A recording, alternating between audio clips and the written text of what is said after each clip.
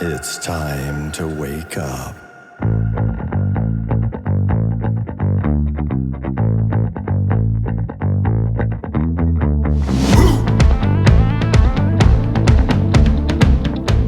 Welcome to Ask the Guru. I'm J-Rod, the Guru of Peace and the OG of protein. And I mean the OG of protein. I've been around the block a few times. Started back in 1980 with my first fitness club. Started J-Rob Enterprises Inc. in 1988 and did my protein powders. And from then on, that's what I've been doing and still doing and doing more with music and everything else now too. So it's a wonderful time and a wonderful journey. And thank you for joining me today to Ask the Guru. So today the question is simple. I've got a reader that sent in to me, and this is a tricky question. What diet do you follow? And I'll explain why I'm saying that's a tricky question. Because I followed every imaginable diet on the planet. I've tried every single one of them. For years, back in the early 90s and then the 80s, even in the late 70s and stuff, I was doing a lot more lower carb eating and carb cycling and things like that for my bodybuilding years. So those diets work really well. Any diet that you can control your calories and somewhat carbohydrate and your activity level works very well. I have a bigger criteria than just looks and so on. I like to be able to have perfect eyesight. I don't wear glasses. I like to breathe fully. I like to not be hacking, coughing, or wheezing. I like my skin to be happy and fresh. I like to have, not a high or low body temperature. I like to keep my body fat, lower in check. Sometimes it goes up, sometimes it goes down, depending on in season or out of season. That's just a normal cycle, depending on the time of the year, but never way out of bounds either direction.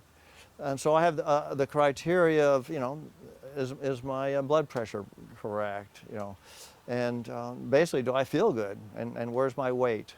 So I have all those criteria. So I've tried all different diets, and I just have to say, a lot of diets work. There's a lot of diet out, whatever diet you're following, every diet I think I've tried or followed, I might not have felt good in the long run doing it, but I could keep my weight in check and for a while feel okay. But most diets that I'd follow, eventually I just didn't feel good, and it would affect, and I don't mean to sound gross, it'd affect my bowel movements. I'd either have gas or I'd have bloating. Your lymph can back up if it's not right, if you're not metabolizing your foods, and so on. But over the years, what I discovered is I have a unique problem. I don't think it's maybe as unique as I think it is, or I thought it was. I think a lot more people have this problem than just me. But I have a difficulty handling histamine. Histamine is what shows up when you're injured. Histamine is what shows up when you breathe in pollen. Histamine is what shows up as a reaction to a trauma, so to speak, and your body is going into is reacting to that, and it will flush your skin if it's a skin thing, because simply it's bringing blood flow there. So it is like a vasodilator. It actually regulates your appetite, but histamine does all kinds of things. But what happens if you get too much histamine? Then it actually will clog up your nose, or it will cause high blood pressure. It will cause all kinds of other problems. And that's where histamine is an issue. And I didn't know that much years ago, 20 years ago, and I'm a clinical nutritionist. I didn't know that much about histamine and its downfall. But histamine is something your body naturally produces, but also histamine is in foods. A lot of the foods you eat, you don't realize they're there, but it's usually in aged foods, older foods, not fresh foods, and especially in protein, not fresh protein foods. So I realized that if I ate high histamine foods, and the highest histamine foods are generally cheeses, red wine, red meats that are aged, even chicken or things that have been in the refrigerator for a few days, leftovers, very common. What happens is there's an amino acid in these proteins called histidine, and bacteria converts histidine to histamine during the aging process. So once you have been exposed to, or you take a food and you expose it to thyme, and that's the best way I can put it, that's a conversion from histidine to histamine. Once the histamine levels reach a high point, then they can be toxic. And in the case of, I forgot what it's called, but where the fish are notorious for this, but if the fish get extremely high, in other words, the fish that weren't as fresh as they should be, then people would actually be poisoned by that. So the premise is keeping foods fresh. And so if the diet I follow is more of the fresh foods, the freshest foods I can get, by fresh I mean unadulterated, or not, the foods that have not had the chance to have bacteria act upon them to convert histidine to histamine.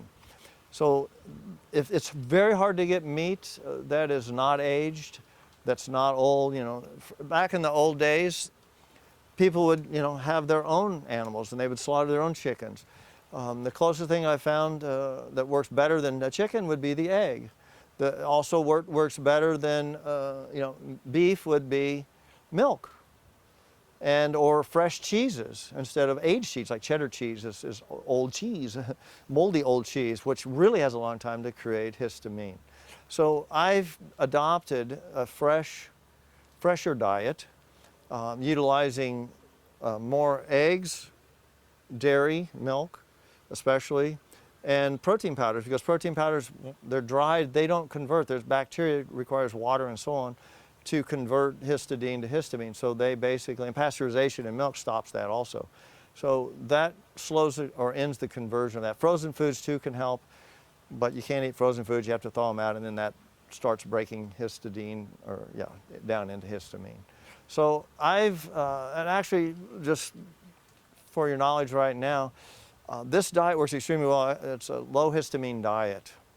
And it's a new book I'm working on. I hope to have out soon, because I know there's a lot of people out there that have histamine issues of, you drink red wine and you get a headache. You drink red wine, you get flushing, your neck flushes, your face flushes.